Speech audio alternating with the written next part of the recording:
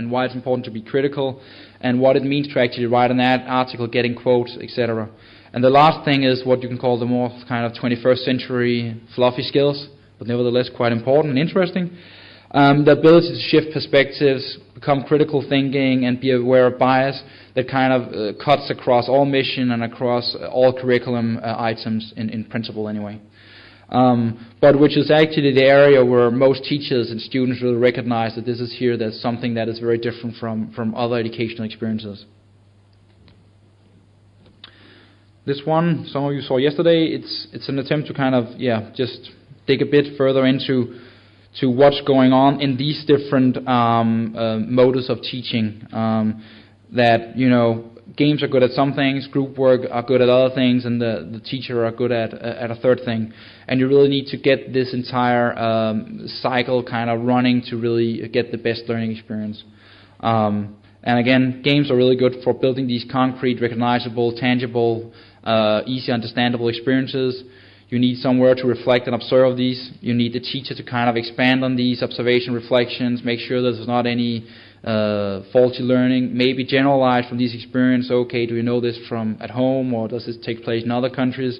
And then again, you can go into the game and try to experiment with some of this knowledge, and then again get concrete experiences that you can then reflect, observe on, etc., etc. In principle, it's difficult to get this cycle kind of running smoothly, but that would be the optimal, and that's why just-in-time lectures are really the very very good way of using games, because you actually get this cycle going instead of kind of just making it a linear process, you can say. Just a few quotes from some students. It's very much the same. It reflects the same from the Latin and also from games in general. Students like the variation. They think it's an engaging, interesting way to learn. They want to learn more about it. And perhaps the last one is also one of the more interesting, that you have this ability to view different perspectives on the conflict, and you get closer to it. I can see that a bit of it has fallen out, but. For the Palestine one, we also did a very simple quasi-experimental post-test study where we basically asked students that how did they experience the game course, and that was actually with the prototype from the game, which was basically completely rebuilt. And we're trying to do some new studies both of Palestine and Latin to get an idea. And we did some initial tests actually with Latin that has some of the same numbers as this. But basically you can say that most students actually find this to be an interesting course. They also find that interesting education material. And what is perhaps most interesting is that most of the students actually find they learn more, and the rest of them pretty much find they learn the same. I think out of the 51, there was one that felt that she learned less. And most of the students actually wanted to try a similar course again. So this was actually, you can say, the driver behind us saying, okay, we think we can continue with this game and try to make it into a commercial product because there's such big interest in it. I think we're almost out of time, and I would really like to have time for questions. Just a very quickly kind of expanding it a bit. If you kind of look on a very, very broad range of the studies that have been made on educational use of games, counting everything, edutainment, the more constructionist games, etc., then most of the studies actually basically find that students become more motivated, more engaged.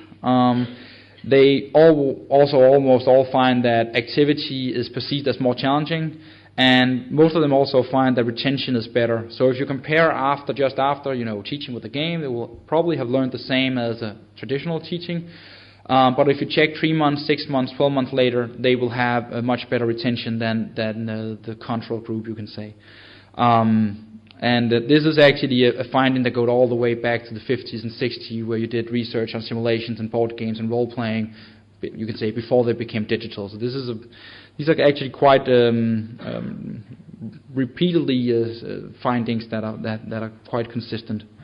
And overall, if you look at 23 studies that I did at one point, you can say that actually 20 of them support that there is a positive benefit from using games. 1 say maybe, and 2 say no. So that is the very kind of high level approach to it. These are it's a bit dated. I think that I didn't do this. The review is like 2 years old, so there's probably, well, tripled in numbers of studies these days. But I haven't had time to read all of them. But the ones that I read is pretty consistent with these findings, you can say. So I think that was basically it. Just before I close off, just a few words on the later workshop. We're basically gonna have the Latin game installed, and I'm gonna do a very quick introduction with where to click and what to do and how it works in 5 minutes, and then you're gonna be let loose. And then we're gonna wrap up with just a quick discussion on what's good, what's bad, and what could be improved, and your ideas and thoughts about that. So I hope some of you will attend that at least. And up here there's a few links for the interested reader and my contact details if you have questions or comments or anything. Great, thanks for listening. And is there a bit of time for questions maybe, I think? Or I don't know. Yeah? So the idea is that video games serve as a constructivist or constructionist way to teach something to students. But then my question is, how do you measure the outcome of the process?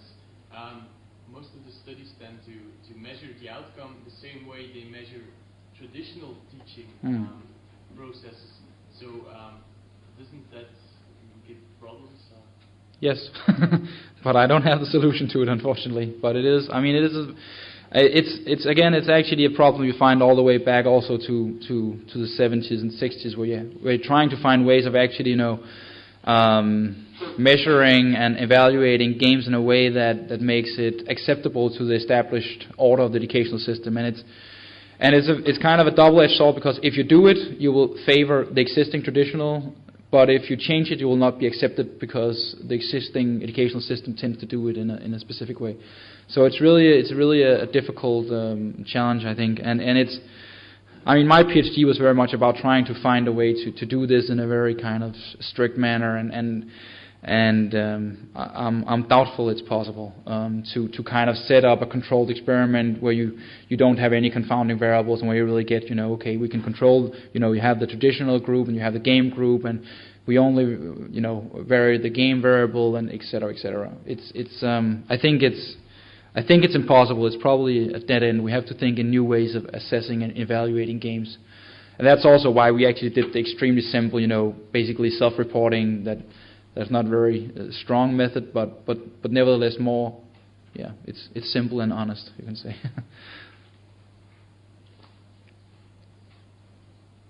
One more question, or? It's great. Thanks for listening.